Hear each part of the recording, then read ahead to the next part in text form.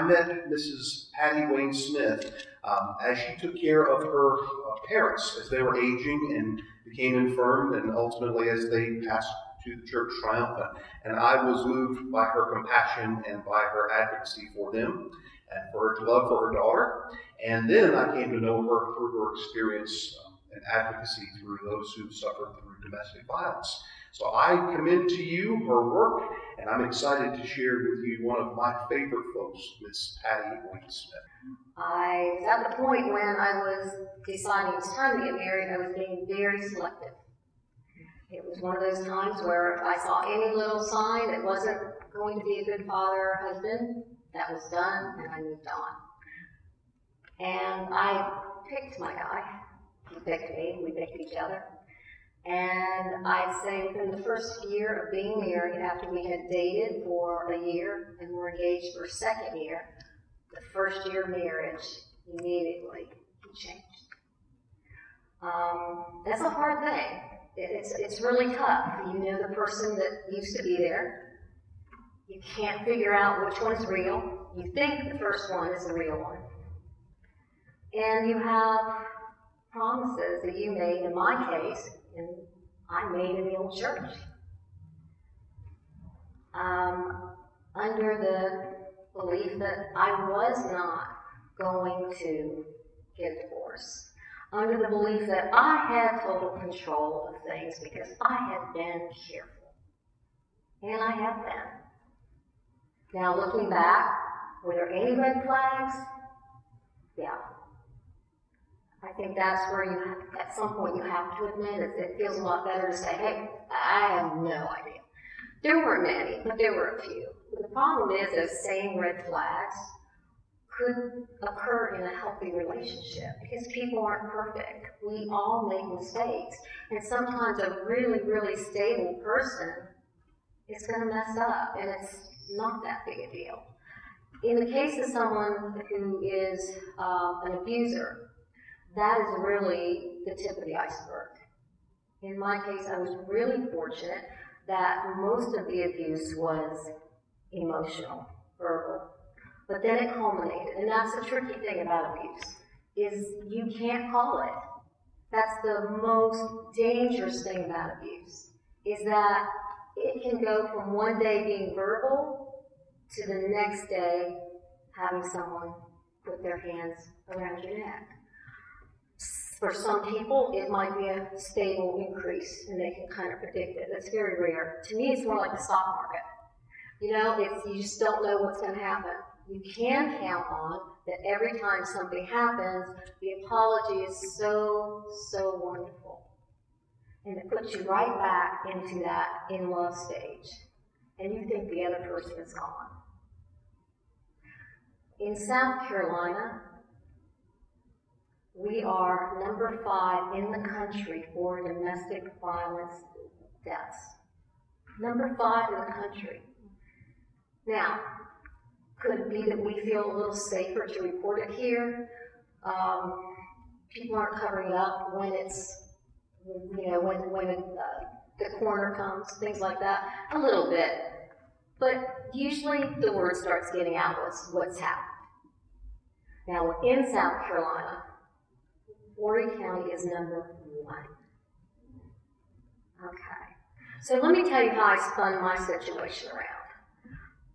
Thank God, literally, and my parents, who brought me up in church. Not saying that's the only way to do it. For me, it gave me a really strong, stable belief.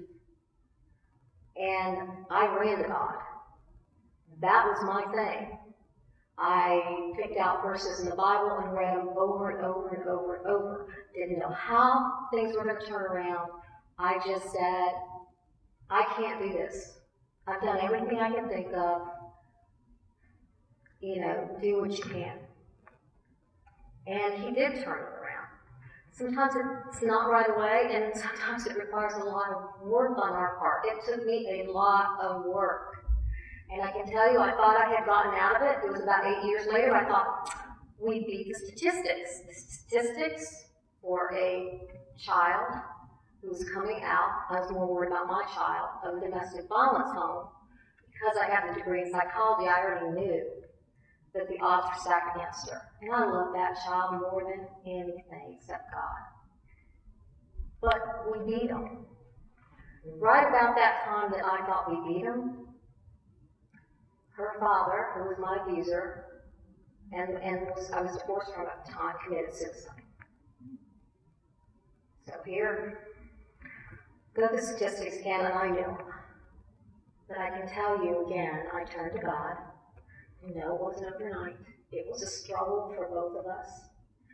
But what has come out of it by believing in Him and believing that He can turn things around is that now I have this book out and absolutely filled with joy that I've never known in my life at being able to expand it and put it out there and hopefully help people. My daughter, who's 26 now, has a master's in mass communication. She lives in Atlanta. She has a heart of gold. And what really fills me up is the fact that she is in healthy relationships. And that's one of the most important things, is that they learn by what we do, not by what we say.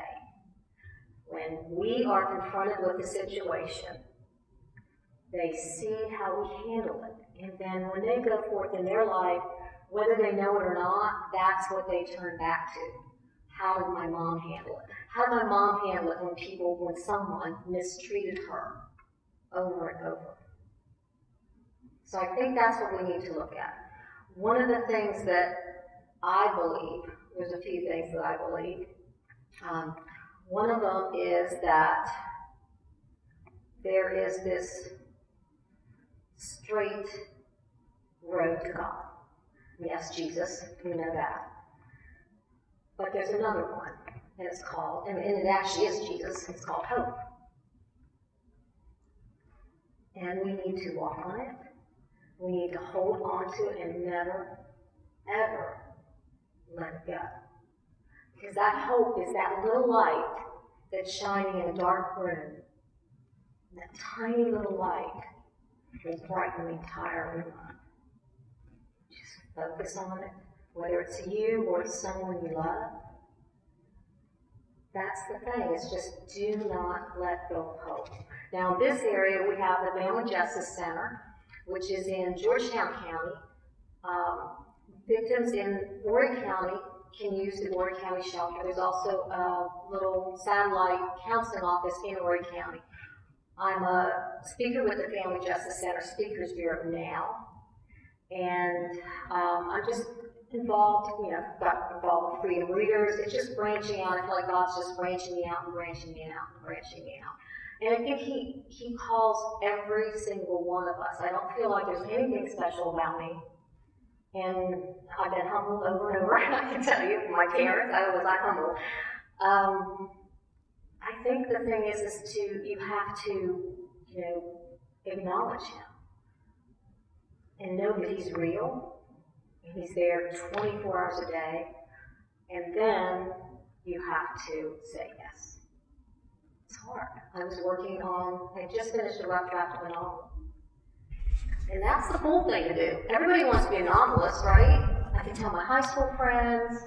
I had, in my mind, decided I was stepping out of the domestic violence arena. But that's not what God wanted. I finally stopped fighting Him. And not fighting Him anymore, I'm finding more joy now than I did with the novel. He knows better. So I think that would be my message to you is, don't give up hope. Don't. It's really easy to get frustrated with the people that we love who are in domestic violence relationships. A lot of times we want to say, what is wrong with you? What are you thinking? How can you love him? One of the things I learned from writing the book was that is not the right approach. Because then we're doing the same thing he's doing. We're tearing him down. So what we need to do is we need to treat it the same way that we treat a doctor would treat a diabetic, which is to say, I know you love him.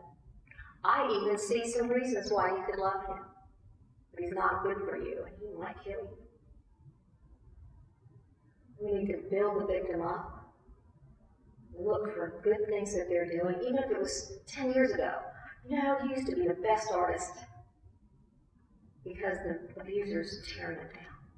Give them the strength they need so they can grab onto the guardrails they need to.